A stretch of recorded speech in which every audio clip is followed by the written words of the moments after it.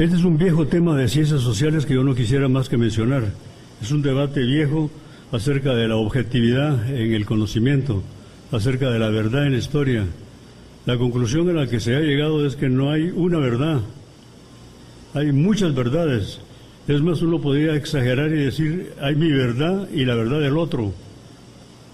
Y pueden o no ser compatibles y se asumen como tal, como la objetividad de lo que uno cree que efectivamente fue y ocurrió. Y recuerdo como prueba de que se trata de un viejo problema no resuelto, que Platón dijo que la objetividad pertenece al mundo de las formas que están separadas del mundo real, invisible a nuestros sentidos y solo alcanzable a través de la razón. Algunos opinan que la realidad es una verdad objetiva y que el que analiza o la ve tiene con esa verdad una relación de externalidad, está afuera de. Las ciencias sociales empíricas enfatizan un método en el que aseguran que es más próximo el alcanzar ese objetivo. No siempre es así. Yo respondería, ¿cuál es la verdad que buscamos, que busca Mónica o que buscamos los centroamericanos en estos problemas? Buscamos la verdad que nos conduce a la justicia del hecho, a lo que puede favorecer el sentido de responsabilidad política, a los que nos puede ayudar a construir una mejor sociedad. Temo que es una verdad interesada, no importa, pero hay que buscarla, hay que perseguirla. Y eso tiene que ver con otro tema que ya mencionaba y que ya insinuaba yo, que es el tema de la centralidad del personaje, del testigo y la calidad de su testimonio. Creo que la relación de centralidad con los hechos fundamentales del lugar ocupa un lugar importante. Centralidad significa que el que da el testimonio vivió acontecimientos más importantes que otros que solamente fueron, digamos, detalles, circunstancias secundarias, seguimiento de procesos. De tal manera que para hacer la historia, la opinión o el testimonio del que estuvo más centralmente situado en este sitio tiene probablemente más exigibilidad de certeza. Tiene, por lo tanto, más que ser tomado en cuenta. Y es que esto tiene relación con un problema que también quisiera plantear.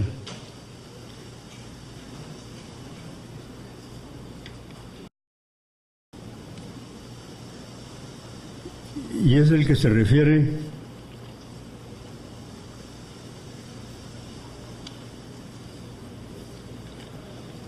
al tema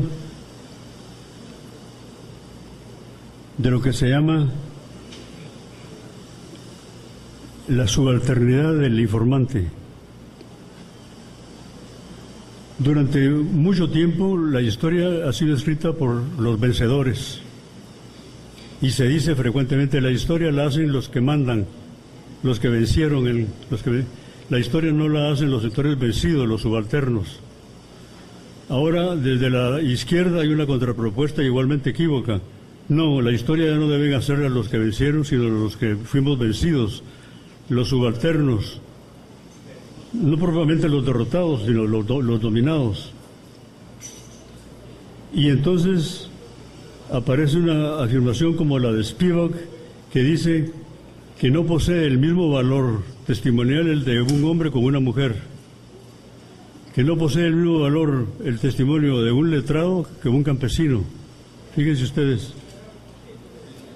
Y llega a decir, no posee autoridad cultural ni epistemológica los sectores subalternos, cuyos testimonios pueden ser o no ser aceptados. Tema que yo dejo planteado, porque en el caso de Guatemala, el rescate de la memoria es de los que fuimos derrotados. Y en el caso de Nicaragua es la memoria de los que triunfaron, que están reconstruyendo el proceso y que tienen que hacerlo con la misma calidad de honradez y de presencia que como se hace en otras circunstancias.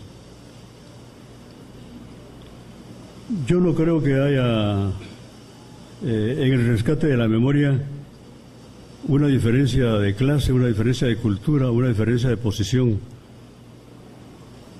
Pero en todo caso, si lo hubiera, todo esto depende de la capacidad y de la estrategia de la persona que entrevista, el tipo de preguntas que formula y la manera como conduce las respuestas, porque puede hacerlo con cierta objetividad. Y quisiera decir, para completar estos comentarios que estoy haciendo un poco desordenados, que para rescatar toda la historia de este proceso en Nicaragua no debería pensarse solo en el testimonio, solo en el testigo. Menciono rápidamente la prensa escrita, la importancia que tiene la bibliografía, el ir a buscar el pasado tal como fue presentado por la prensa. El tipo de testimonio que actualmente tenemos en Nicaragua es un testimonio que todavía no es historia, por una razón metodológica. Mientras el que habla vive, eso no puede ser historia porque puede cambiar. O sea, la historia empieza cuando el testigo muere, cuando desaparece. Se puede hacer historia sobre Sandino, pero los que hablan sobre Sandino hoy día solamente podrán tener un valor completo su testimonio cuando efectivamente haya desaparecido y en consecuencia entre en lo que se llama el flujo de la historia. Pero también hay otros documentos, otras fuentes que yo quisiera mencionar rápidamente porque están en el lugar común que todos tenemos. Por ejemplo, para describir la historia de Francia en la década de los 70, si no se leen los 3 tomos de la biografía de Gaulle, no se entendería mucho. Fíjense que es autobiografía, o sea, escrita por uno mismo. Uno mismo dice lo que vivió y experimentó. Más importante aún son las memorias de Churchill. Y yo quisiera mencionar un tercer componente en el que entra el tema de la ficción, que quisiera dejar planteado también. No sé si ustedes conocen el libro de Vasily Grossman, que se llama Vida y Destino. El libro de Vasily Grossman es una novela de 1000 páginas en que relata el heroísmo del pueblo soviético en la batalla de Stalingrado. Pero lo relata no con simpatía, lo relata y hace referencia a las estructuras autoritarias de la época de Stalin de una manera extraordinaria. Yo me pregunto, ¿el libro de Grossman es novela o es documento histórico? Yo no respondo, porque como este texto existen muchos que pueden ser utilizados. Incluso menciono algo que tiene que ver conmigo, con mi padre, que escribió la biografía de Rubén Darío. Y me consta que investigó durante 20 años, investigó para hacer la biografía. Pero ¿cuánto de ficción hay ahí? O sea, lo que estoy planteando es el tema de la verdad y la ficción.